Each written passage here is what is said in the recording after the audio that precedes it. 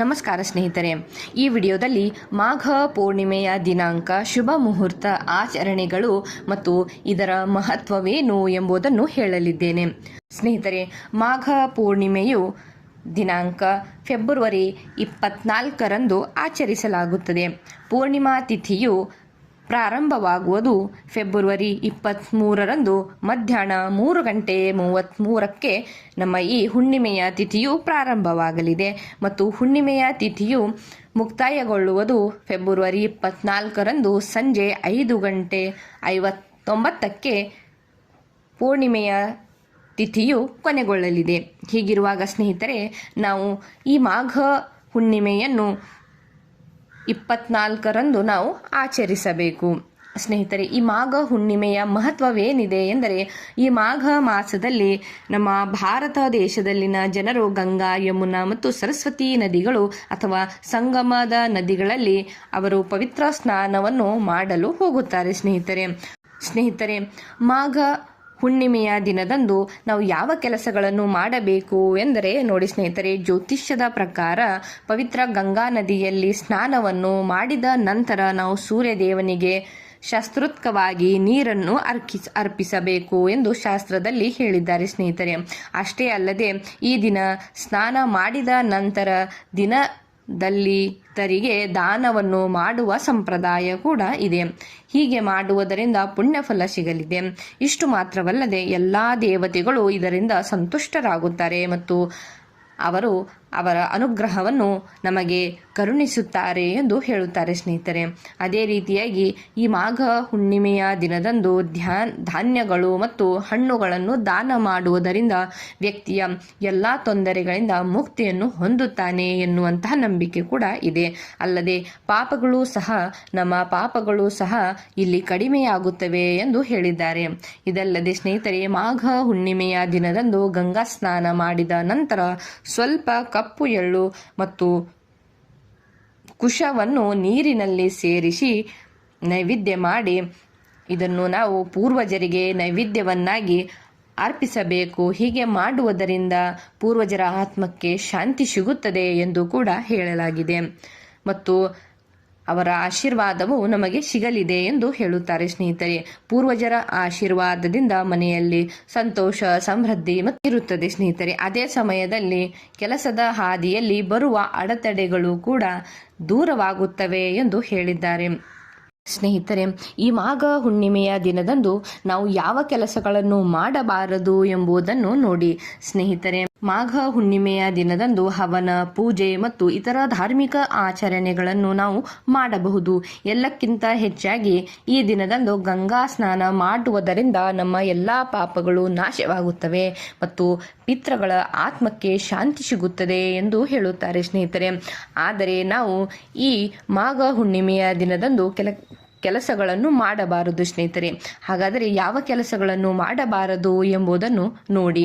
ಸ್ನೇಹಿತರೆ, ಮಾಹಿತಿ ಇಷ್ಟ ಆಗಿದ್ದಲ್ಲಿ ಚಾನೆಲ್ನ ಸಬ್ಸ್ಕ್ರೈಬ್ ಕೂಡ ಮಾಡಿಕೊಳ್ಳಿ. ಸ್ನೇಹಿತರೆ, ಮೊದಲನೇದಾಗಿ ಮಾಘ ಹುಣ್ಣಿಮೆಯ ದಿನದಂದು ನಾವು ಯಾವುದೇ ಕಾರಣಕ್ಕೂ ಜಾಸ್ತಿ ಹೊತ್ತು ನಿದ್ದೆಯನ್ನು ಮಾಡಬಾರದು. ಸ್ನೇಹಿತರೆ, ಅನಿವಾರ್ಯ ಇದ್ದರೆ ಮಾತ್ರ ನಾವು ನಿದ್ದೆಯನ್ನು ಮಾಡಬಹುದು. ಆದರೆ ಈ ಹುಣ್ಣಿಮೆಯ ದಿನದಂದು ಬೇಗ ಏಳಲು ನಾವು ಪ್ರಯತ್ನಿಸಬೇಕು. ಈ ಹುಣ್ಣಿಮೆಯ ದಿನ ನಾವು ಬೇಗ ಏಳಲಿಲ್ಲ ಅಂದರೆ ವಿಷ್ಣುವಿನ ಕೋಪಕ್ಕೆ ನಾವು ಕಾರಣವಾಗಬಹುದು ಎಂದು ಹೇಳಿದ್ದಾರೆ. ಹೀಗಿರುವಾಗ ನಾವು ಹುಣ್ಣಿಮೆಯ ದಿನದಂದು ಬ್ರಹ್ಮ ಮುಹೂರ್ತದಲ್ಲಿ ಎದ್ದು ಸ್ನಾನ ಮಾಡುವುದು ಉತ್ತಮ. ಹೀಗೆ ಮಾಡುವುದರಿಂದ ದೇವರ ಅನುಗ್ರಹ ಸಿಗಲಿದೆ ಎನ್ನುವಂತಹ ನಂಬಿಕೆ ಇದೆ. ಸ್ನೇಹಿತರೆ, ಅದಾದ ನಂತರ ನೋಡಿ, ಕೂದಲು ಮತ್ತು ಉಗುರುಗಳನ್ನು ಈ ದಿನದಂದು ಕತ್ತರಿಸಬಾರದು. ಯಾವುದೇ ಕಾರಣಕ್ಕೂ ಈ ಹುಣ್ಣಿಮೆಯ ದಿನದಂದು ನಾವು ಕೂದಲು ಮತ್ತು ಉಗುರನ್ನು ಕತ್ತರಿಸಬಾರದು. ಸ್ನೇಹಿತರೆ, ಇದರಿಂದ ಕಷ್ಟಗಳು ಹೆಚ್ಚಾಗುತ್ತವೆ. ಮುಖ್ಯವಾಗಿ ನೀವು ಕೂದಲು ಹಾಗೂ ಉಗುರು ಕಟ್ ಮಾಡಿದರೆ ಅದರಿಂದ ಪಿತೃಗಳಿಗೆ ಹಾಗೂ ಲಕ್ಷ್ಮೀ ದೇವಿಗೆ ಕೋಪ ಬರುತ್ತದೆ. ಇದರಿಂದ ನಿಮಗೆ ಹಣಕಾಸಿನ ಸಮಸ್ಯೆಗಳು ಸಹ ಆಗಲಿವೆ ಎಂದು ಹೇಳಿದ್ದಾರೆ. ಅದೇ ರೀತಿ ರೀತಿಯಾಗಿ ಹುಣ್ಣಿಮೆಯ ದಿನ ನಾವು ಅನೇಕ ನಿಯಮಗಳನ್ನು ಅನುಸರಿಸಬೇಕು ಸ್ನೇಹಿತರೆ. ಅದರಲ್ಲಿ ಒಂದು ಕಪ್ಪು ಬಟ್ಟೆಯನ್ನು ಧರಿಸಬಾರದು. ಮಾಘ ಹುಣ್ಣಿಮೆಯ ದಿನದಂದು ಕಪ್ಪು ಬಟ್ಟೆಯನ್ನು ಧರಿಸಬಾರದು ಎನ್ನಲಾಗಿದೆ. ಈ ದಿನ ನೀವು ಕಪ್ಪು ಬಟ್ಟೆ ಧರಿಸಿದರೆ ನೆಗೆಟಿವಿಟಿ ಎನರ್ಜಿ ನಮ್ಮ ಮೇಲೆ ಹೆಚ್ಚಾಗಬಹುದು. ಇದರಿಂದ ಮನೆಯಲ್ಲಿ ಸಣ್ಣ ಸಣ್ಣ ವಿಚಾರಕ್ಕೆ ಜಗಳ ಆಗುತ್ತದೆ ಮತ್ತು ದಾಂಪತ್ಯ ಜೀವನದಲ್ಲಿ ಕೂಡ ಬಿರುಕು ಬರುವ ಸಾಧ್ಯತೆಗಳು ಇರುತ್ತವೆ ಎಂದು ಹೇಳಿದ್ದಾರೆ. ಅದೇ ರೀತಿಯಾಗಿ ಹುಣ್ಣಿಮೆಯ ದಿನದಂದು ನಾವು ಆಹಾರದ ವಿಚಾರದಲ್ಲೂ ಕೂಡ ಸ್ವಲ್ಪ ನಿಗಾವನ್ನು ವಹಿಸಬೇಕು ಸ್ನೇಹಿತರೆ. ಮುಖ್ಯವಾಗಿ ಹುಣ್ಣಿಮೆಯ ದಿನ ಶುದ್ಧ ಮತ್ತು ಸಾತ್ವಿಕ ಆಹಾರವನ್ನು ಮಾತ್ರ ನಾವು ಸೇವಿಸಬೇಕು. ಅಪ್ಪಿತಪ್ಪಿಯೂ ಈ ದಿನದಂದು ನಾವು ಮಾಂಸ ಅಥವಾ ಮದ್ಯ ಸೇವಿಸಬಾರದು. ನೀವು ತಿಂದರೆ ಎಂದಿಗೂ ಸಮಸ್ಯೆಗಳು ಮುಗಿಯುವುದಿಲ್ಲ ಎಂದು ಕೂಡ ಹೇಳುತ್ತಾರೆ ಸ್ನೇಹಿತರೆ. ಅದೇ ರೀತಿಯಾಗಿ ಈ ಮಾಘ ಹುಣ್ಣಿಮೆಯ ದಿನದಂದು ನಾವು ನಮ್ಮ ಮಾತಿನ ಮೇಲೆ ನಿಗಾವನ್ನು ಇಟ್ಟುಕೊಳ್ಳಬೇಕು. ಏಕೆಂದರೆ ಇತರರ ಮೇಲೆ ಕೋಪ ಮಾಡಿಕೊಳ್ಳಬಾರದು ಹಾಗೂ ಕೆಟ್ಟ ಪದಗಳನ್ನು ಬಳಸಬಾರದು ಎಂದು ಹೇಳಿದ್ದಾರೆ ಸ್ನೇಹಿತರೆ. ನೀವು ಇತರರೊಂದಿಗೆ ನೋವನ್ನು ಮಾಡುವಂತಹ ಮಾತುಗಳನ್ನು ಆಡಿದರೆ ಲಕ್ಷ್ಮಿ ಹಾಗೂ ವಿಷ್ಣುವಿಗೆ ಕೋಪ ಬರುತ್ತದೆ ಎಂದು ಹೇಳಿದ್ದಾರೆ ಸ್ನೇಹಿತರೆ. ಮಾಘ ಮಾಸದ ಹುಣ್ಣಿಮೆಯನ್ನು ಅತ್ಯಂತ ಮಂಗಳಕರವೆಂದು ನಂಬಲಾಗಿದೆ ಸ್ನೇಹಿತರೆ. ಈ ಮಾಘ ಹುಣ್ಣಿಮೆಯ ದಿನದಂದು ನಾವು ಯಾವೆಲ್ಲ ಕಾರ್ಯಗಳನ್ನು ಮಾಡುವುದರ ಮೂಲಕ ಭಗವಾನ ವಿಷ್ಣು ಹಾಗೂ ಲಕ್ಷ್ಮೀ ದೇವಿಯ ಕೃಪೆಯನ್ನು ನಾವು ಪಡೆದುಕೊಳ್ಳಬಹುದು ಎಂಬುದನ್ನು ನೋಡಿ ಸ್ನೇಹಿತರೆ. ಇಂಥದ್ದೇ ಮಾಹಿತಿಗಳಿಗಾಗಿ ಚಾನೆಲ್ನ ಸಬ್ಸ್ಕ್ರೈಬ್ ಮಾಡಿಕೊಳ್ಳಿ ಸ್ನೇಹಿತರೆ. ಈ ಮಾಘ ಹುಣ್ಣಿಮೆಯ ದಿನದಂದು ನಾವು ಭಗವಾನ್ ವಿಷ್ಣು ಹಾಗೂ ಲಕ್ಷ್ಮೀ ದೇವಿಯನ್ನು ಪೂಜಿಸಿದರೆ ನಮ್ಮೆಲ್ಲ ಇಷ್ಟಾರ್ಥಗಳು ಈಡೇರುತ್ತವೆ ಎಂದು ಹೇಳಲಾಗುತ್ತದೆ. ಹಾಗಾಗಿ ಸ್ನೇಹಿತರೆ, ನಾವು ಇವಾಗ ಬರುವ ಫೆಬ್ರವರಿ 24ರಂದು ಮಾಘ ಹುಣ್ಣಿಮೆಯ ದಿನದಂದು ನಾವು ಲಕ್ಷ್ಮೀ ನಾರಾಯಣನಿಗೆ ಯಾವ ರೀತಿಯಾಗಿ ಪೂಜೆಯನ್ನು ಮಾಡಬೇಕು ಎಂಬುದನ್ನು ನೋಡಿ ಸ್ನೇಹಿತರೆ. ಹುಣ್ಣಿಮೆಯ ದಿನದಂದು ಬೇಗನೆ ಎದ್ದು ನದಿಯಲ್ಲಿ ಸ್ನಾನ ಮಾಡಬೇಕು. ಇಲ್ಲಂದಲ್ಲಿ ಸ್ನೇಹಿತರೆ, ಮನೆಯಲ್ಲಿಯೇ ಸ್ನಾನದ ನೀರಿನಲ್ಲಿ ಗಂಗಾ ಜಲವನ್ನು ಮಿಶ್ರಣ ಮಾಡಿ ನಾವು ಸ್ನಾನವನ್ನು ಮಾಡಬಹುದು. ಸ್ನಾನವಾದ ಬಳಿಕ ಮನೆಯ ಪೂಜಾ ಕೋಣೆಯಲ್ಲಿ ದೀಪವನ್ನು ಬೆಳಗಿಸಿ ಪೂಜಾ ಗೃಹದಲ್ಲಿ ವಿಷ್ಣುವಿನ ವಿಗ್ರಹವನ್ನು ಸ್ಥಾಪಿಸಿ ಗಂಗಾ ಜಲದಿಂದ ಅಭಿಷೇಕವನ್ನು ಮಾಡಬೇಕು. ವಿಷ್ಣು ಪೂಜೆ ಮಾಡುವುದರ ಹಿಂದೆಯೂ ಸಾಕಷ್ಟು ಮಹತ್ವವಿದೆ ಸ್ನೇಹಿತರೆ. ವಿಷ್ಣುವಿನ ಜೊತೆಗೆ ಲಕ್ಷ್ಮಿಗೂ ಕೂಡ ಪೂಜೆಯನ್ನು ಸಲ್ಲಿಸಬೇಕು. ವಿಷ್ಣುವಿಗೆ ನೈವೇದ್ಯ ಸಲ್ಲಿಸುವಾಗ ತುಳಸಿ ಬಳಕೆ ಬೇಕೇ ಬೇಕು ಸ್ನೇಹಿತರೆ.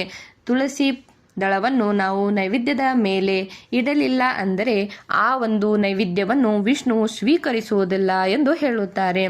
ಇದಾದ ನಂತರ ಸಾತ್ವಿಕ ಪದಾರ್ಥಗಳನ್ನು ಮಾತ್ರ ದೇವರಿಗೆ ನೈವೇದ್ಯವಾಗಿ ಅರ್ಪಿಸಬೇಕು ಸ್ನೇಹಿತರೆ. ಅದೇ ರೀತಿಯಾಗಿ ಈ ದಿನದಂದು ಆಂಜನೇಯನ್ನು ಆರಾಧಿಸುವುದು ಕೂಡ ಶುಭಕರ ಎಂದು ಹೇಳಲಾಗಿದೆ. ಈ ರೀತಿ ಮಾಡುವುದರಿಂದ ನಮ್ಮ ಸಕಲ ಇಷ್ಟಾರ್ಥಗಳು ನೆರವೇರುತ್ತವೆ ಎಂದು ಹೇಳಲಾಗಿದೆ ಸ್ನೇಹಿತರೆ. ನಮ್ಮ ಹಿಂದೂ ಪುರಾಣಗಳ ಪ್ರಕಾರ ಮಾಘ ಹುಣ್ಣಿಮೆಯಂದು ಧಾರ್ಮಿಕ ಚಟುವಟಿಕೆಗಳಲ್ಲಿ ಭಾಗವಹಿಸುವುದು ಅತ್ಯಂತ ಮಂಗಳಕರವೆಂದು ಹೇಳಲಾಗಿದೆ ಸ್ನೇಹಿತರೆ. ಅದೇ ರೀತಿಯಾಗಿ ಸ್ನೇಹಿತರೆ, ಕೆಲವು ಕಡೆ ಈ ಮಾಘ ಹುಣ್ಣಿಮೆಯ ದಿನದಂದು ಸತ್ಯನಾರಾಯಣನ ಪೂಜೆಯನ್ನು ಕೂಡ ಮಾಡುತ್ತಾರೆ ಮತ್ತು ಚಂದ್ರದೇವನಿಗೂ ಕೂಡ ಪೂಜೆಯನ್ನು ಸಲ್ಲಿಸುತ್ತಾರೆ. ಈ ರೀತಿಯಾಗಿ ಸತ್ಯನಾರಾಯಣ ಕಥೆ ಓದುವುದು ಮತ್ತು ಕೇಳುವುದರಿಂದ ನಾವು ವಿಷ್ಣುವಿನ ಕೃಪೆಯನ್ನು ನಾವು ಪಡೆದುಕೊಳ್ಳಬಹುದು ಎಂದು ಕೂಡ ಹೇಳಲಾಗಿದೆ ಸ್ನೇಹಿತರೆ. ಇಂಥದ್ದೇ ಅನೇಕ ಮಾಹಿತಿಗಳಿಗಾಗಿ ಚಾನೆಲ್ನ ಸಬ್ಸ್ಕ್ರೈಬ್ ಮಾಡಿಕೊಳ್ಳಿ ಹಾಗೂ ಒಂದು ಲೈಕ್ ಕೂಡ ಮಾಡಿ ಸ್ನೇಹಿತರೆ. ಧನ್ಯವಾದ.